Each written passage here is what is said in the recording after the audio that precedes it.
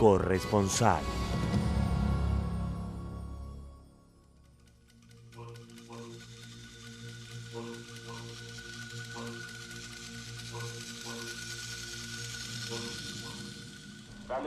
Tanto en la felicidad como en la desgracia, estaré a vuestro lado. Luchamos juntos para liberar a este país de la dominación extranjera.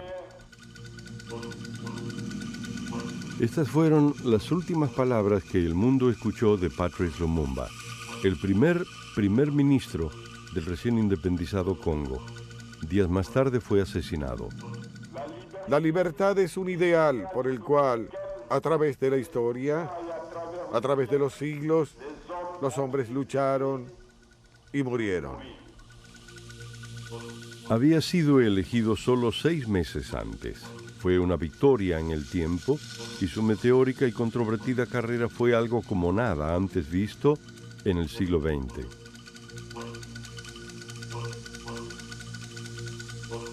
Ahora, 40 años más tarde, una historia de intriga y traición internacional puede ser contada.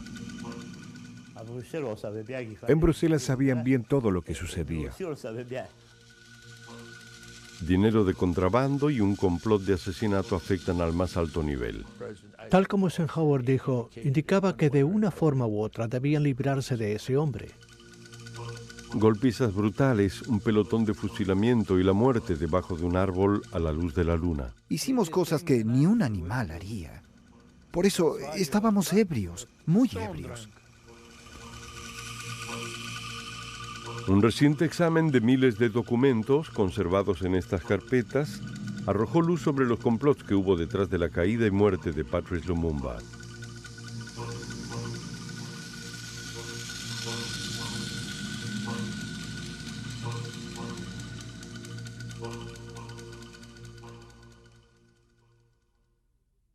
Patrice Lumumba nació en el África colonial.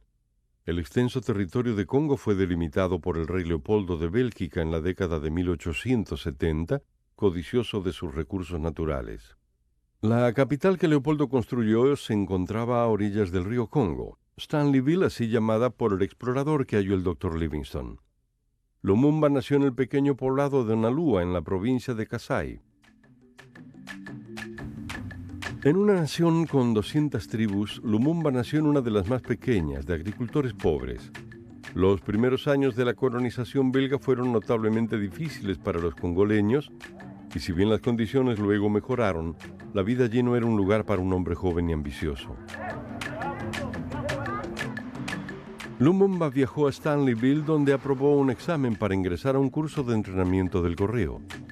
Luego de 9 meses se graduó con distinciones y comenzó a trabajar como empleado de tercera clase. En ese momento no estaba activamente involucrado en la política. Todos los congoleños eran políticos, pero él era de pensamiento más liberal en política. En 1955 el rey belga visitó el Congo. Entre quienes conoció personalmente se hallaba Lumumba, quien se convertiría en un unionista activo. Estaba comenzando a ser conocido. Al año siguiente formaba parte de un grupo de élite de congoleños, los Evolus, invitado a visitar Bélgica. Eran la pequeña clase media negra del Congo. Debían aprobar un examen de civilización y vivir como los europeos. Pero mientras viajaba era secretamente vigilado por la policía belga, sospechado de malversación de fondos. Más tarde sostuvo que su motivación era la injusticia de su bajo salario comparado con el de los superiores belgas. Al regresar a su país fue arrestado y confesó. Había robado 126.000 francos belgas. Pasó 15 meses en prisión. Su paso por la prisión marcó un punto de cambio. África comenzaba a liberarse del colonialismo. Luego de su liberación se volvió más radical. Queríamos ser absolutamente anticolonialistas. Puede que eso suene infantil, pero se trataba de la inmediata liberación de África. Lumumba quería aprovechar esa gran idea y la utilizó para generar presión para la independencia inmediata del Congo. Ahora llevaba una nueva vida en la capital, Leopoldville. Había conseguido un trabajo como vendedor de cerveza. Tenía gran facilidad de palabra y su vida política se desarrollaba con rapidez. En el 58 fue el cofundador de un partido político, el Movimiento Nacional Congoleño. Únicamente entonces el MNC aceptó miembros de todas las tribus y provincias. Esa filosofía de inclusión fue reforzada por un viaje a la recientemente independizada Ghana, cuyo líder, Kwame Nkrumah, era una figura destacada del panafricanismo. Un credo anticolonialista con un matiz socialista que rechazaba el tribalismo por divisivo. Lumumba era el único líder congoleño que se sobrepuso a las dificultades étnicas y las preocupaciones de las tribus que destruyeron a todos los demás partidos. Lumumba fue el primer panafricanista verdadero. Lumumba rápidamente se ganó una reputación para la oratoria persuasiva y emocional. Se estaba convirtiendo en una figura significativa con seguidores leales.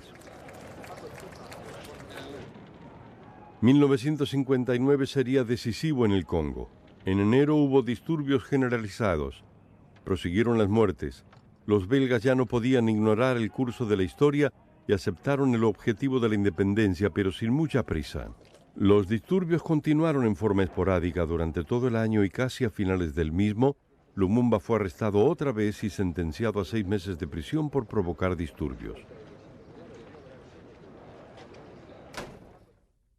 Lumumba ahora era visto como el héroe del movimiento por la independencia y como un peligroso agitador, pero los disturbios habían conmovido a Bruselas.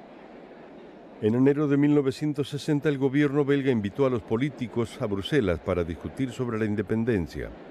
Lumumba estaba en prisión en el Congo.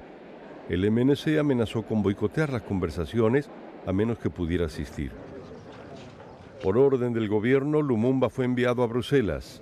Tuvo una bienvenida salvadora. John Van Leerde era amigo de Lumumba desde hacía algunos años. Ahora actuaba como enlace entre su amigo y el por el momento hostil gobierno belga.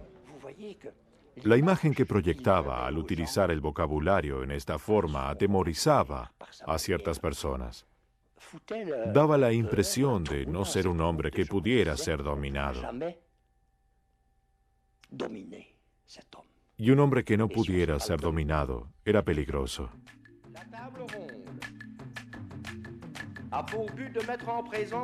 El enfrentamiento fue abierto por el primer ministro Gaston Eyskens. Los negociadores belgas eran elocuentes y unidos. Los congoleños, por el contrario, estaban divididos por rivalidades personales y tribales. Algunos eran ambiciosos, pero entre todos Lumumba impresionaba por sus habilidades y era el líder y vocero efectivo. Bélgica comprendió el precio que nos apegamos a nuestra libertad y a nuestra dignidad. Comprende que nosotros, los congoleños, no seremos hostiles. Solo queremos abolir el sistema colonial que fue la vergüenza del siglo XX. Se estableció el 30 de junio como fecha para la independencia. Faltaban poco más de 4 meses. Algunos sospechaban que este tardío apuro era una estrategia deliberada.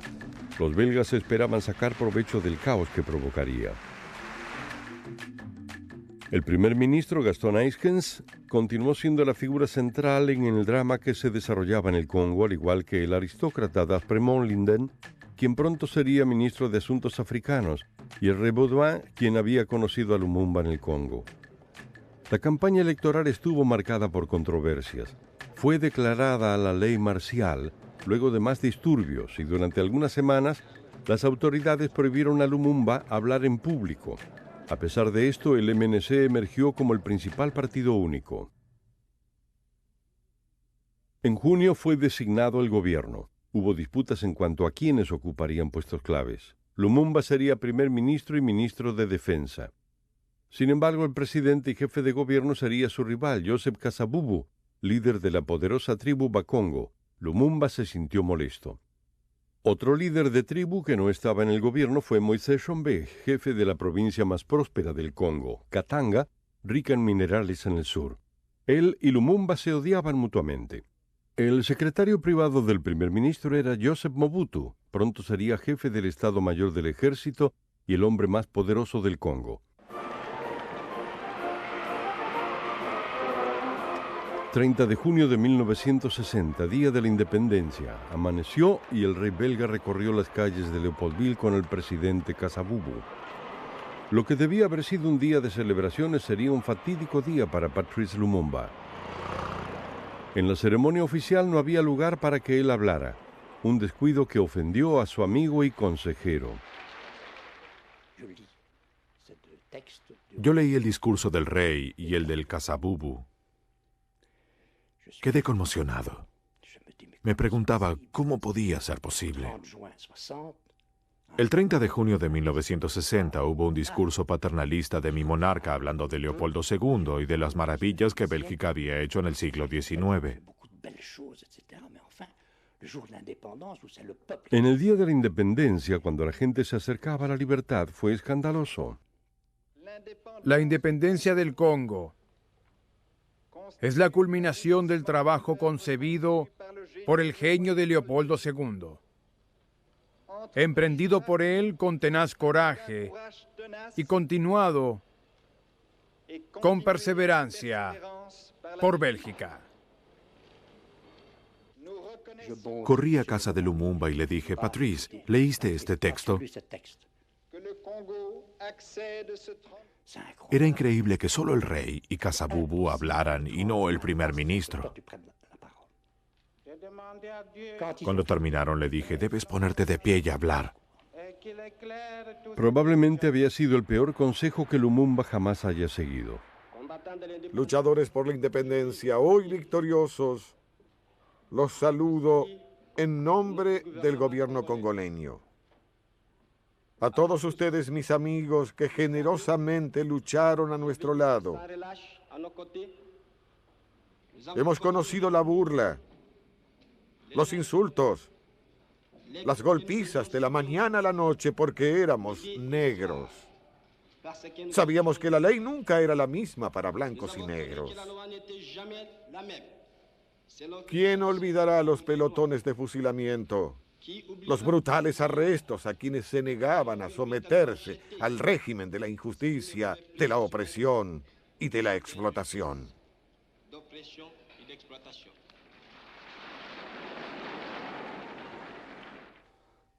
Todos quedaron conmocionados. Eso no estaba en el programa.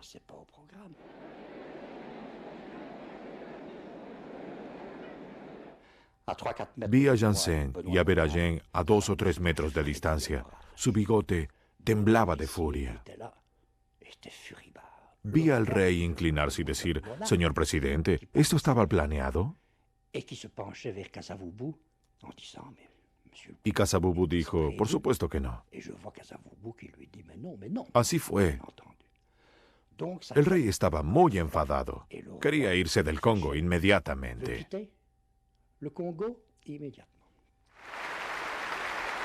Los belgas no querían tener nada que ver con él luego de esto. La gente dice que fue este discurso lo que ocasionó su fin.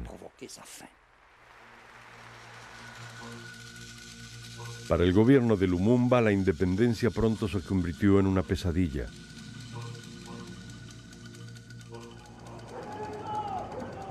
Para el 5 de julio había motines en el ejército. Las tropas percibían que la independencia no cambiaría nada y aún estaban a cargo de oficiales blancos. Lumumba destituyó al comandante belga de las Fuerzas Armadas y promovió en un grado a todos los soldados congoleños. Pero la percepción de que detrás de escena demasiados belgas conservaban gran parte del poder era muy fuerte. Había informes de violaciones de mujeres blancas y los belgas comenzaron a huir del país. Bruselas decidió actuar y envió tropas desde Bélgica argumentando que estaban allí solo para proteger a los europeos. Pero pronto habría una confrontación armada entre las fuerzas belgas y las congoleñas. El primer ministro Huygens insistía públicamente en que la misión era estrictamente limitada. Estas intervenciones militares de Bélgica en el Congo tienen en realidad y con toda honestidad como único propósito salvar vidas. Días más tarde llegó el mayor de los estallidos. La provincia más rica de todas, Katanga, dirigida por el antiguo enemigo de Lumumba, Moïse Tshombe, anunció que estaba en secesión. Las tropas belgas ayudaron a asegurar el estado de ruptura. Las grandes ganancias obtenidas de las riquezas de Katanga, cobre, oro, diamantes y uranio, siempre habían regresado a Bélgica. Quien controlara Katanga tenía el dominio de la mayor parte de las riquezas del Congo. Según las revelaciones de este escritor e historiador Ludo de Witt, los archivos del Ministerio de Exteriores belga muestran que importantes políticos de Bruselas habían dirigido la ruptura del Estado de Katanga. D'Apremont Linden fue el colaborador cercano del primer ministro. Fue el enviado del primer ministro belga a Katanga para organizar la secesión y para construir un Estado katangueño con funcionarios belgas y militares belgas. El acceso de De Witt a los archivos del Ministerio del Exterior belga también expuso la deliberada decepción de los belgas de la época. La versión oficial del gobierno belga fue que todos los funcionarios y oficiales belgas fueron puestos a disposición del gobierno katangueño. Bien, en la práctica, los documentos son muy claros. Todos esos oficiales y funcionarios estaban cumpliendo órdenes del gobierno belga y seguían una política belga. El gobierno de Lumumba estaba en crisis. Surgió una guerra civil con Katanga. Lumumba ordenó a los belgas abandonar el Congo. No lo hicieron. Expulsó a la diplomacia belga. Entonces recurrió a las Naciones Unidas, pero al mismo tiempo buscó ayuda donde quiera que pudiera obtenerla. En forma crítica pensó que podía pedir ayuda a los soviéticos. Eso preocupó a las capitales occidentales. No creo que él haya sido comunista.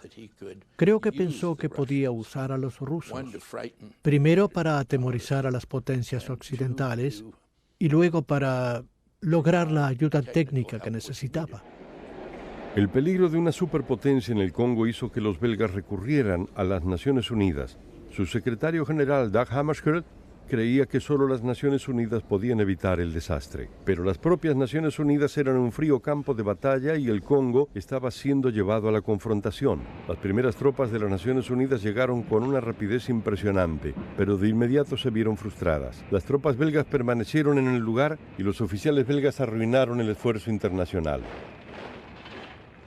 Está registrado en los informes de las Naciones Unidas que el personal de vigilancia belga hizo imposible que los expertos en vigilancia de las Naciones Unidas pudieran trabajar debidamente. El representante militar era el brigadier Inderjit Rikie.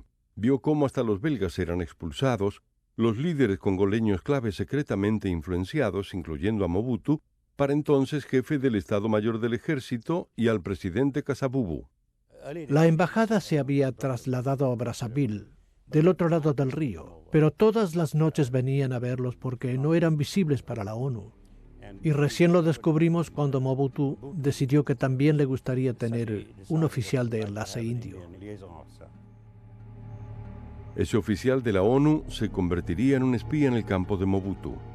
A este joven le fue tan bien que se sentaba horas a beber champán y brandy. Y a medianoche llegaron los belgas.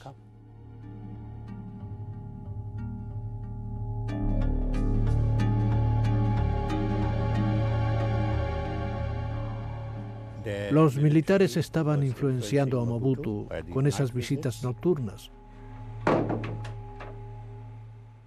Estaban involucrados en el gabinete de Kasavubu. Controlaban el gobierno en Leopoldville a todo nivel.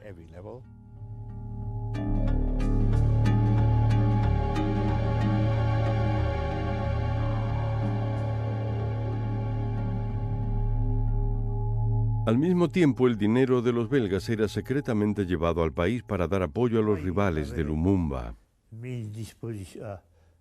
En Bruselas sabían bien todo lo que sucedía. Tenía unos millones disponibles para mí.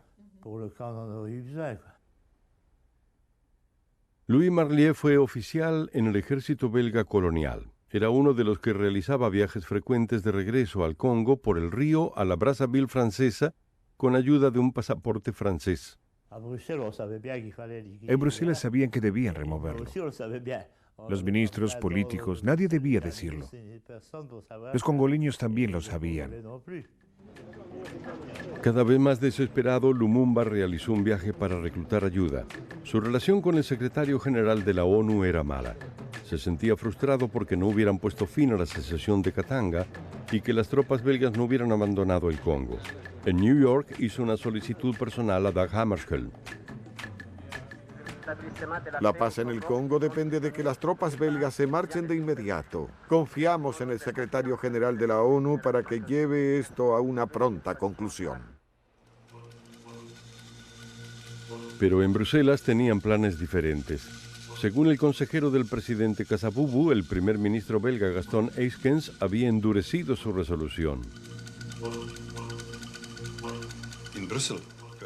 En Bruselas, el primer ministro Eyskens me llamó y me dijo, Kasavubu debe destituirlo y puede hacerlo según la Constitución.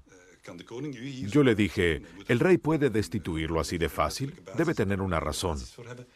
Pero él siguió firme y contestó, dígale a Kasavubu que debe destituir a Lumumba. Luego, de regreso en el Congo, los soviéticos proveyeron a Lumumba de aviones de transporte, camiones militares y, se sospecha, armas. Lumumba siempre negó ser comunista, pero el embajador de Estados Unidos ahora se refería a él como Lumumbavich. Recuerdo al embajador norteamericano diciendo, por el amor de Dios, librémonos de Lumumba, es comunista. Siguió el juego de los fríos guerreros americanos. Estados Unidos deplora la acción unilateral de la Unión Soviética al proveer aviones y otros equipos para fines militares al Congo. Por lo tanto, agravando una situación ya seria que encuentra a los africanos matando a otros africanos. Para muchos de nosotros quedaba claro que los rusos estaban haciendo un gran esfuerzo por hacerse cargo. Por eso se convirtió en un problema clave en la Guerra Fría. 67 días después de haber llegado al poder, Patrice Lumumba fue echado. Fue a través de un anuncio por radio del presidente Kasavubu. Conforme a la Constitución, he destituido al primer ministro, el señor Patrice Lumumba, y también a otros ministros. Lumumba se defendió, fue al Parlamento, buscó 1 o 2 votos de confianza y anunció que era él quien destituiría a Kasavubu. El país se quedaba sin líder efectivo, sucedió lo inevitable. El ejército ocupó el vacío dirigido por el coronel Mobutu, el hombre a quien Lumumba había contratado como secretario personal apenas unos meses antes. Previo al golpe, Mobutu compró la lealtad de las tropas rebeldes, pagando a los soldados sus salarios adeudados desde hacía tiempo. El dinero vino del exterior. El golpe de Estado se estaba realizando con mucho compromiso de las embajadas occidentales. ¿Quién tenía el mayor control? Obviamente los Estados Unidos de América, como la principal nación del sistema occidental. Los británicos se involucraron, los franceses también lo hicieron, y los rusos, por otro lado, apoyaban a Lumumba de otro modo. Patrice Lumumba entonces fue puesto bajo arresto domiciliario e informal en la residencia del primer ministro. Estaba rodeado por 2 cordones militares, uno de tropas de las Naciones Unidas enviadas para protegerlo, el segundo, alrededor de ellos, soldados de Mobutu que querían arrestarlo.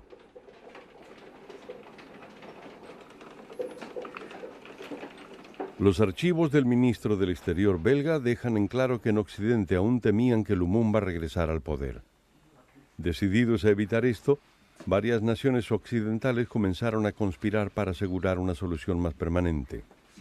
En todos los informes quedó claro que en ese momento temían que en cualquier momento Lumumba pudiera regresar al poder. Y en esos días están las primeras órdenes de la mano derecha del ministro de Asuntos Africanos de Bélgica, quien dio luz verde para organizar un comando de acción contra Lumumba. Esa operación fue la Barracuda, fue organizada en la capital congoleña por el coronel Marliere. El coronel Marlier niega haber coordinado la Operación Barracuda, aunque sabía de ella. De esta operación Barracuda nunca supe quién organizó el plan. Fue alguien de Kasai o de Bélgica. No fuimos nosotros. Implicaba raptar a Lumumba.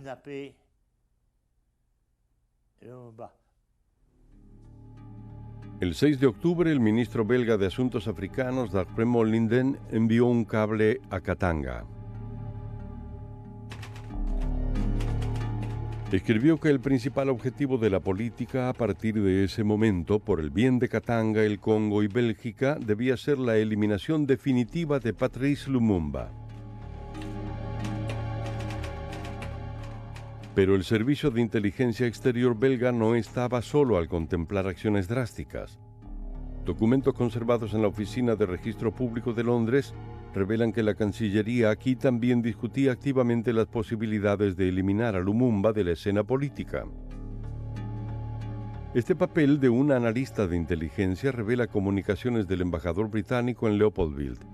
Fue escrito por Howard Smith, quien más tarde se convertiría en jefe del MI5. Concluye: Veo solamente dos soluciones posibles para el problema. La primera es simplemente asegurar el retiro de Lumumba de la escena política, matándolo. Un colega de la Cancillería parece estar de acuerdo. Hay mucho por decir para eliminar a Lumumba, pero a menos que Mobutu pueda hacerlo arrestar y ejecutar rápidamente, tal vez es probable que sobreviva y continúe con su juego. Pero la palabra final residía en Edward Heath, el canciller, quien quería lograr una solución política.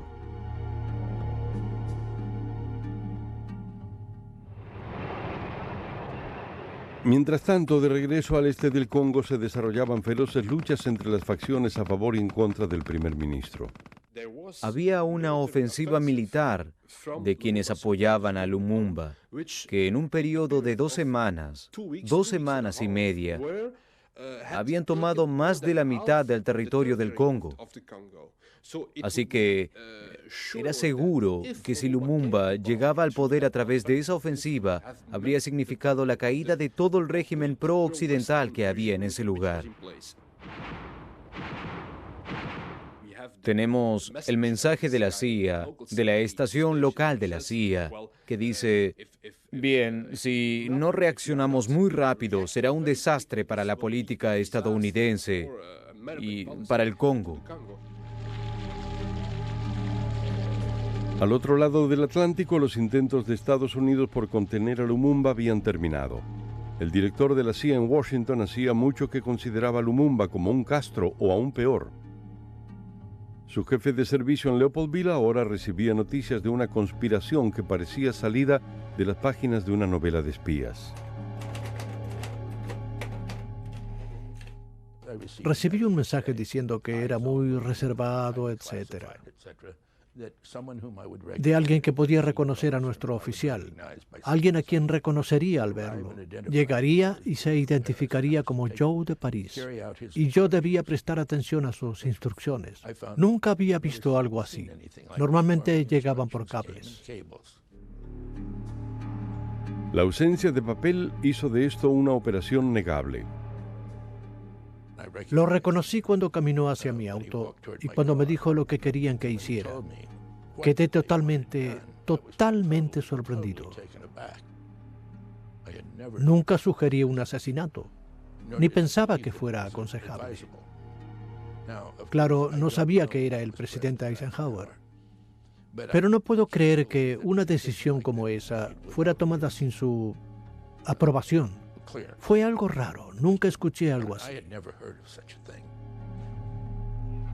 El hombre que fue a encontrarse con Devlin, Joe de Paris, era el doctor Sidney Gottlieb, el científico jefe de la CIA.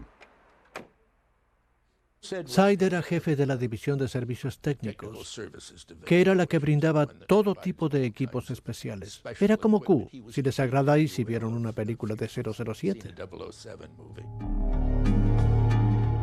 Llegó con una pasta dental que podía matar a un hombre y con otros tipos de venenos que no recuerdo qué forma tenían, pero estaban allí.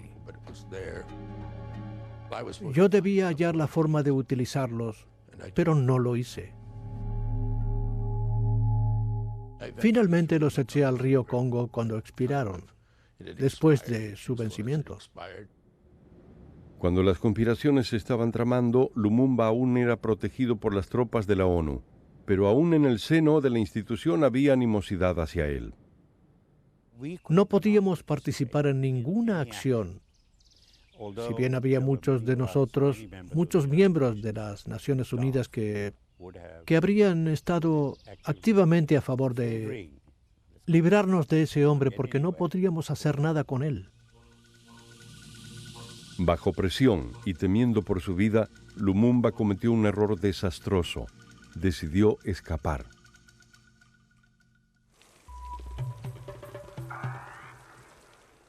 En una lluviosa noche de fines de noviembre se ocultó en la cajuela de un auto que salía de su residencia. Su esposa y su hijo estaban con él. Planeaba ir al este para unirse a las tropas leales cerca de Stanleyville. Fue un viaje lento. Su vehículo se detuvo con frecuencia para que Lumumba se dirigiera a los lugareños, a pesar de los rumores de que las fuerzas de Mobutu lo perseguían. En la noche del 2 de diciembre el vehículo hizo una parada sobre el río Sankuru. No había ferry. Un grupo decidió cruzar en un pequeño bote para alertar a su conductor.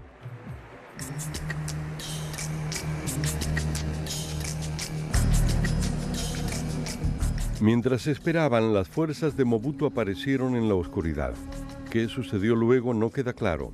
Pero se sabe que tras ser capturado, Lumumba realizó un pedido a las tropas de las Naciones Unidas para que lo salvaran.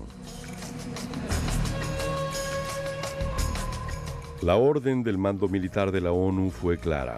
Ellos no intervendrían. Yo estaba en los cuarteles en ese momento.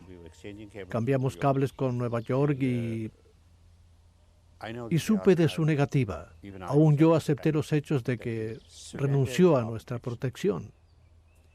Luego estuvo en problemas y al regresar, nuestra respuesta fue no. Y yo estaba presente y respaldé esa decisión.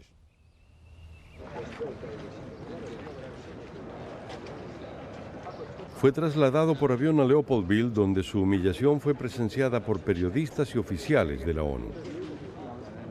Aún así, nadie intervino para salvar al primer ministro electo de la nación. Hubo muchos que regresaron diciendo haber visto algo terrible delante de sus ojos. Quiero decir, ¿sabe? Fue algo incivilizado.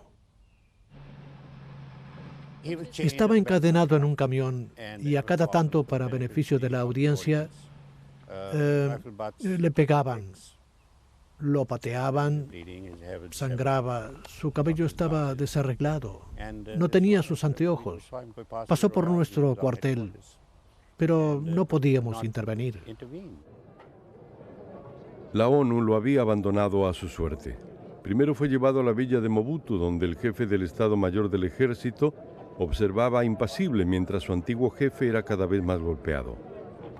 La esposa de Lumumba observaba indefensa mientras las tropas exaltadas continuaban golpeando al primer ministro.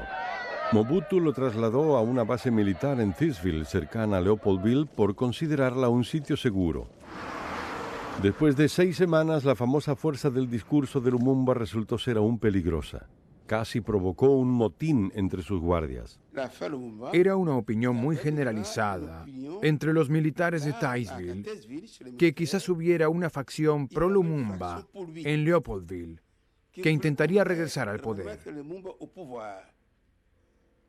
Existía esa posibilidad. Por eso, el gobierno mantuvo una reunión para decidir otro lugar donde llevar a Lumumba.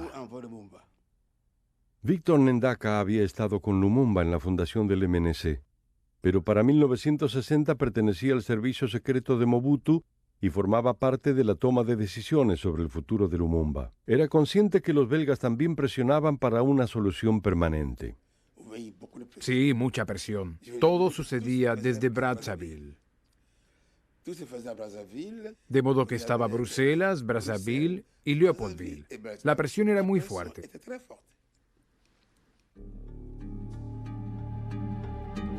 El 15 de enero la presión belga se volvió directa y explícita.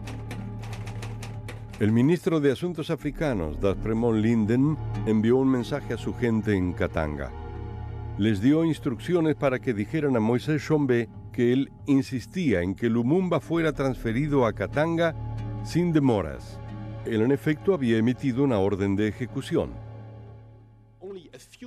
Apenas unas semanas antes de transferir a Lumumba y semanas antes de que el ministro de Asuntos Africanos belga ordenara el traslado a Katanga, hubo una discusión en la comisión del Parlamento belga, en la que claramente se explicó que si Lumumba era trasladado a Katanga, eso equivalía a una sentencia de muerte que significaba su final. Lumumba, junto con otros 2 exministros, fue trasladado a Katanga el 17 de enero. En el avión fueron golpeados tan brutalmente que el piloto temía que la violencia amenazara el vuelo. Las tropas de la ONU apostadas en el aeropuerto de Elizabethville fueron alejadas cuando los prisioneros llegaron. Lumumba fue puesto bajo custodia de la policía y los militares katangueños, vigilados y supervisados por belgas.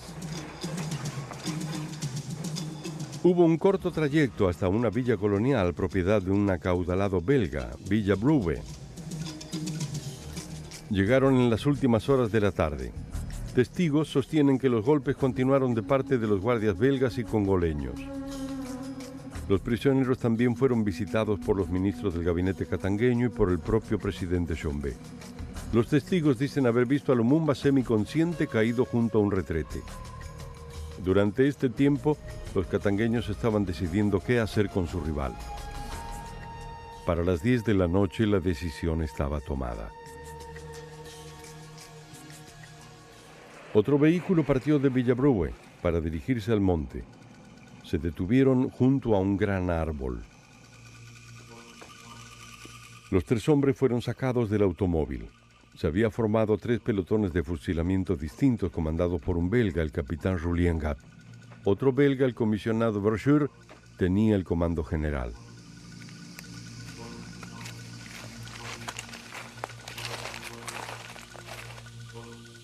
El presidente Tshombe y 2 de sus ministros observaron las ejecuciones.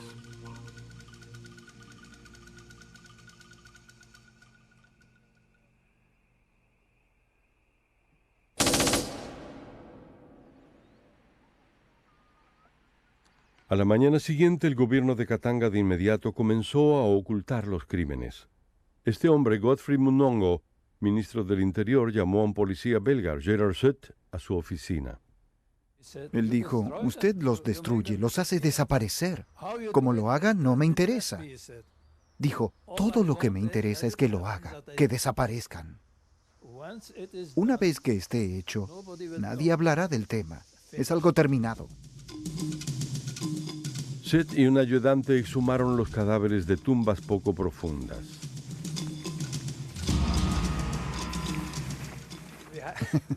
Quedaron en trozos y los pusimos en ácido.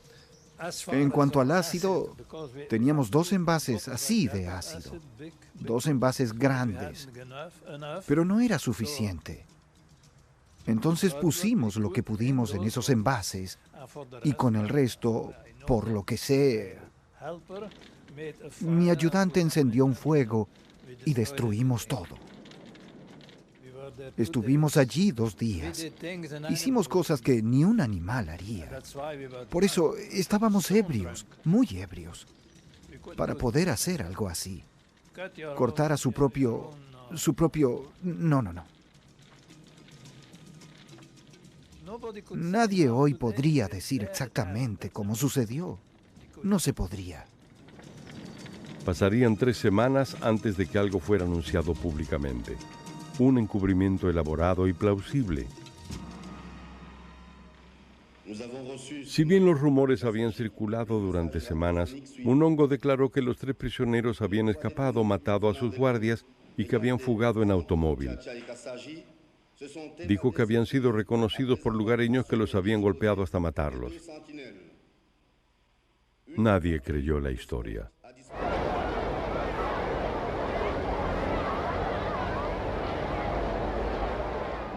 La ira estalló en todo el mundo.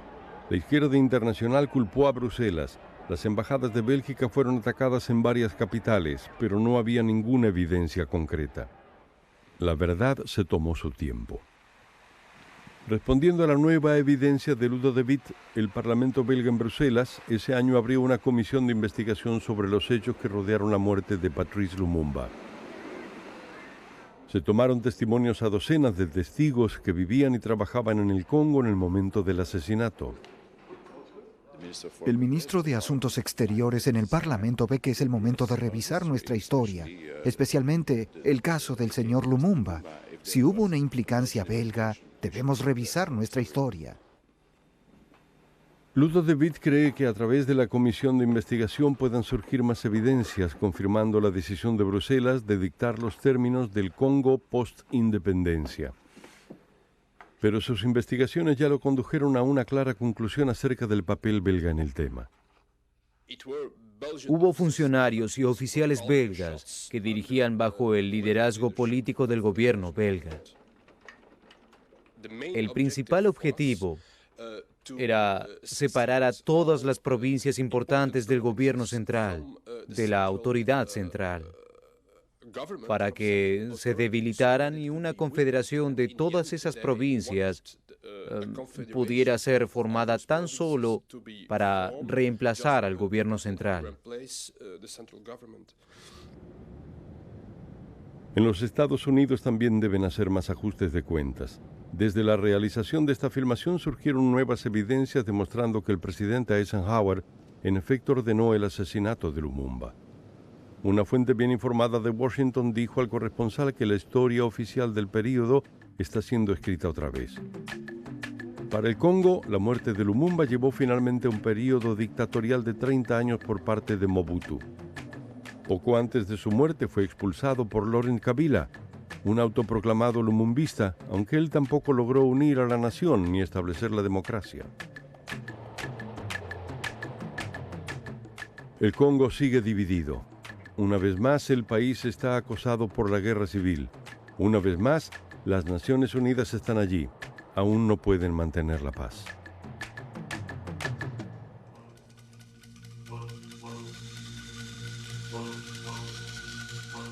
Amigos y enemigos por igual concuerdan en que Patrice Lumumba era un hombre talentoso, el único verdadero político destacado del Congo de la época. Pero para muchos, incluyendo a quienes lo apoyaban, también tenía personalidad inestable, desmedida y quizás también ingenuo. En la última carta que escribió a su esposa, Pauline, aún surgía una apasionada visión de su país. Querida, estoy escribiendo esto sin saber si alguna vez lo recibirás o si aún estaré con vida cuando lo leas. Vivo o muerto, libre o arrestado por los colonialistas, no soy yo quien importa, es el Congo. Es nuestro pobre pueblo cuya independencia se convirtió en una jaula, ya que si no hay dignidad no hay libertad, y si no hay justicia no hay dignidad. Si no hay independencia no hay hombres libres. Desde la realización de esta película, Louis Marlier y Gérard Set han muerto.